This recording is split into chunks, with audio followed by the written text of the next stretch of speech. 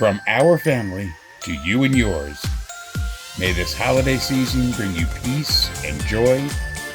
And may the new year bring you less worry and more wonder. Happy holidays. Hey there, roamers, and welcome back to the channel. It's been 2 years since we got this Keystone Cougar. To the day, as a matter of fact, the day that this video is being released is the day we picked it up 2 years ago. We're going to do a little look back at how it performed, what we liked, And what we didn't like. Hi, I'm Felix. And I'm Cindy. In 2019, we sold everything and moved into our RV full-time. Since then, we've traveled the country following my nursing contracts. We are the Roaming Gomes. You know, it's funny, it came up on my Facebook memories that on December 17th, 2021, we went to Camping World to look and see what was available. Heading out to Camping World. Going to go check out possibly our new home. We'll see how it works out. Apparently, we don't know how to just shop. No. Yeah. Because when we went, we ended up buying. We originally went to look at a 2017 Keystone Cougar, but when we looked inside of it, it was a bit much. So the sales guy, Alex, said, well, I have a new Keystone Cougar up front. And we'd seen it when we got in, when we pulled in. So we went and we decided to go look at that. We looked at a few other models too while we were there, but decided this was the one that was more suited to what our needs were. The layout was perfect. Yeah. The floor plan. It's a rear kitchen, which allows us to have a lot more room and counter space. And I'll be showing you pictures throughout this video of what the inside of the trailer looks like. I mean, now, 2 years later, we've towed this RV from South Carolina to Allentown, Pennsylvania, and from Allentown, Pennsylvania to Rio Rancho, New Mexico, and then from Rio Rancho, New Mexico to Tucson, where we are now. And quite honestly, there haven't been any big issues. Well, one, but... Well, yeah, there was that. When we brought the trailer back to the site in Fort Mill, South Carolina, it was still winter. It was December 22nd. Yeah.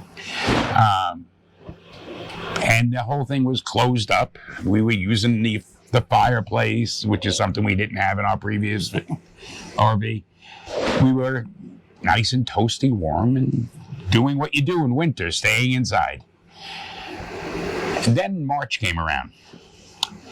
And it got to be about 65 degrees with a very light breeze. It was sunny and nice. And Cindy was at work. And I decided I was going to open up, air out the RV. And I got pretty much all the windows open, and then I was going to open up the two big ones. And I opened the one, and it opened up nice. And I unlatched and just slid over the other one. And it exploded. And that is not an exaggeration. That window literally exploded. And there was glass everywhere. Outside the RV, inside the RV. We sometimes still will find little pieces of glass, and it's been 2 years. Yeah, I mean, the only reason that we're pretty much over the glass inside the RV is because we took out the dinette and put in this desk, and a lot of glass was right there. Yeah. You know, so once we cleared all of that out, we were able to get what remained out of there. But the window just exploded, and there was no reasoning for it. We ended up putting in an insurance claim, and they paid for the first replacement window. Notice I said the first replacement window, because after I put that one in, that one blew up too. And that one, I never actually got a chance to open it or try to open it because it exploded in the frame, closed. So at that point, we were thinking in terms of going to Allentown already. We were getting near the end of Cindy's contract. And we pretty much just put tape and plastic over it. And we went to Allentown in that condition. When we got to Allentown, my son came to the campsite and he helped me look at it. And I thought about actually maybe cutting the frame because the window that I'd purchased was about an inch too high. So I thought about cutting out the frame a little more. That didn't work out. We ended up returning that window. I retaped everything up and we went to Rio Rancho like that. Now, I had ordered the window ahead of time and had it delivered to Rio Rancho, so it was there when we got there. And I said, you know what? I'm not going to do this anymore. After much discussion, we decided we'd call a professional mobile RV repair person, have them at least look at it and see if they could figure out why it was not. We were putting it back in the same way that it came out, but for whatever reason, the second one burst too. If you're looking for full-time RV content, this is the place to be. Hit that subscribe button and ring the bell notification so you'll know whenever we post. Giving us a thumbs up, hitting that like button, is a big plus because it helps us to be seen by more people and lets us know what you like and what you don't. So anyway, the RV mechanic comes out and he and I are working together to put this window in. He tells me he's never put in a window like this. So I'm like, oh, this is great. He's not going to do any better than I did. And then we discovered something. The screws that held the window in were supposed to be in the little track that goes around the entire window. The screws in the bottom of the window were not in the track. They were in the frame of the window. So the window had been installed improperly, where the bottom part of the window frame was bowed. So what was happening was when you opened the window, it was getting squeezed. And since it's shattering, the glass is made to shatter. Right. It shattered. It was shattering. We put it back in the way it should have been put in, and now it's almost, it's a year and a half? Year and a half later, and we have not had any problems with that window again. That was an awful long way for the one single major issue that we've had with this RV. And that was enough. Yeah. And again, 2 years now, and we have had that one issue. I've had to replace the water pump for the freshwater tank. We had to replace a sail switch, which is like, I don't think there's ever been an RV that came out that didn't end up having to have its sail switch replaced or cleaned. Yeah. And that's it. Yeah. I mean, there have been some little things that we've noticed where, like some of the molding in the corners is pulling away, and that's just poor workmanship. They were using cheap glue, and rather than stapling these things in, they were gluing them in. So we've been repairing that as it goes along. Yeah. But other than that, I'd say we've been pretty pleased. Oh, definitely.